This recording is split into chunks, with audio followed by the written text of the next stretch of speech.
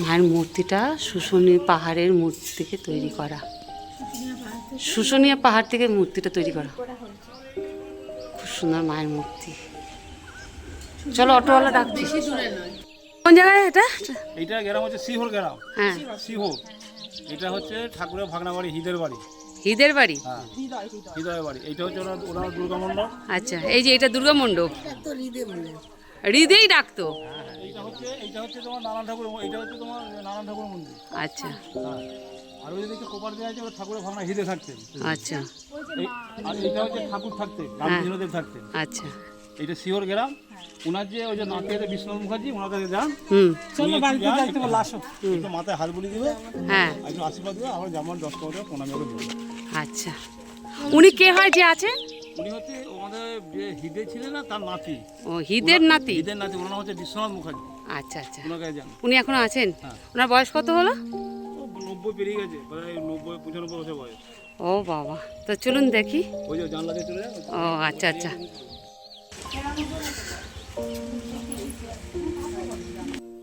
উনি আসছেন। বলে নাকি শুনেছিলাম। হচ্ছেন ঠাকুরের ভাগ্নের নাতি, হৃদের নাতি।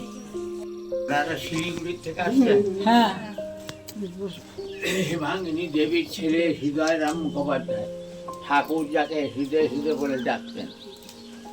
হৃদয় রাম মুখোপাধ্যায়ের ছেলে দক্ষিণাচরণ মুখোপাধ্যায়, আর দক্ষিণাচরণ মুখোপাধ্যায়ের ছেলে আমি। আমার নাম বিশ্বনাথ মুখোপাধ্যায়। তাহলে হৃদয় হচ্ছেন আমার নিজের দাদু, আর দাদুর মামা হচ্ছেন ঠাকুর। সেই জন্য ঠাকুর শ্রীরামকৃষ্ণদেব আমার দাদু। বোঝা গেল? এরপরে আপনাদের ওই দুর্গা মন্দিরের কথা বলছি। ঠাকুরের যখন 13 বছর বয়স, তখন হেমাঙ্গিনী দেবীর অনুমতি নিয়ে ওই দুর্গা মন্দির ঠাকুর নিজে প্রতিষ্ঠা করেছেন। করে নিজে হাতের দুর্গা প্রতিমা তৈরি করে 13, 14, 15 ঠাকুরের বয়স ওখানে দুর্গোৎসব করলেন।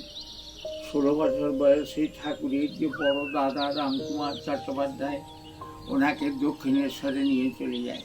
তো 16 বছরের দুর্গোৎসবে ঠাকুর কিন্তু আসতে পারেননি।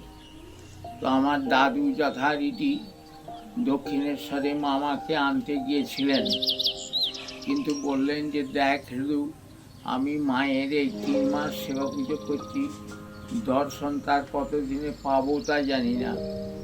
তবে মায়ের তাদের শোনা যাচ্ছে মন্দিরের ভেতরে যে ওই দুর্গা মন্দিরে আর প্রতিমা পুজো করবি না, আমার মূর্তি বিসর্জন হয়ে গেছে, আমার ফটো নিয়ে যে প্রতিষ্ঠা করে দিয়ে এবং ওই ফটোতেই ঘট স্থাপন করে সপ্তমী, অষ্টমী, নবমী পুজো করি, স্বামী গ্রহণ করব। কিন্তু ওই মন্দিরে কখনোই বিজয়া দশমী, সন্ধি পুজো, নবপত্রিকা প্রবেশ, এই 3টি পুজো কখনোই করবি না। তো দুর্গা মন্দিরের যে ফটোটি দর্শন করবেন, ওইটি কিন্তু দাদু ঠাকুরের আমলে মায়ের নির্দেশ মতো প্রতিষ্ঠিত। এখন আমরা ঠিক এইভাবেই প্রতি বছর দুর্গোৎসব করে থাকি এবং নিত্য সেবা পুজো। আর এই মন্দিরে যে নারায়ণ আছেন, ঠাকুর যখন সাধনায় সিদ্ধি লাভ করে ভবতারিণী মায়ের দর্শন পেয়েছিলেন, তখন ঠাকুরের বয়স 34 বছর। মায়ের সঙ্গে কথা বলতেন, ভোগ নিবেদনের সময় মাকে খাইয়ে নিজে খাচ্ছেন, আবার নিজে খেতে খেতে মাকে খাইয়ে দিচ্ছেন। ঠাকুরের এরকম পরিবেশ। ভবতারিণী মা ঠাকুরকে আদেশ করলেন যে আগামীকালই হৃদয়কে, মথুরের শ্রীকে সঙ্গে নিয়ে কাশী যাত্রা করি। ঠাকুর জিজ্ঞাসা করলেন, কেন মা তোমার এই আদেশ? মা বললেন, কাশীতে আমার এক পরম ভক্ত রয়েছে, নাম তৈরঙ্গ স্বামী। ইচ্ছা মৃত্যুবরণ করবো বলে অনশন করে মৌন অবলম্বন করে আসনে বসে আছে, শরীর কিন্তু এক থাকবে না। সেই জন্য আগামীকাল কাশী যা। তো কাশীতে তৈরঙ্গ স্বামী যে নারায়ণ শিলা ঠাকুরের হাতে তুলে দিয়ে দাদুর দিকে আঙুলবাড়ি দেখেছিলেন, এর বাড়িতে প্রতিষ্ঠা করি, সেই নারায়ণ শিলা এই মন্দিরে প্রতিষ্ঠিত আছে। ভবতারিণী মা নিজে নাম দিয়েছেন শ্রীধর নারায়ণ। ঠাকুর প্রতিষ্ঠা করেছেন। এখানেও নিত্য সেবা পূজা হয়, দুর্গা মন্দিরেও নিত্য সেবা পূজা হয়। আর দুর্গোৎসবের সময় ওই যে ফটো দেখছেন, ওই ফটোতেই গত শ্রাবণ করে সপ্তমী, অষ্টমী, নবমী পূজা হয়।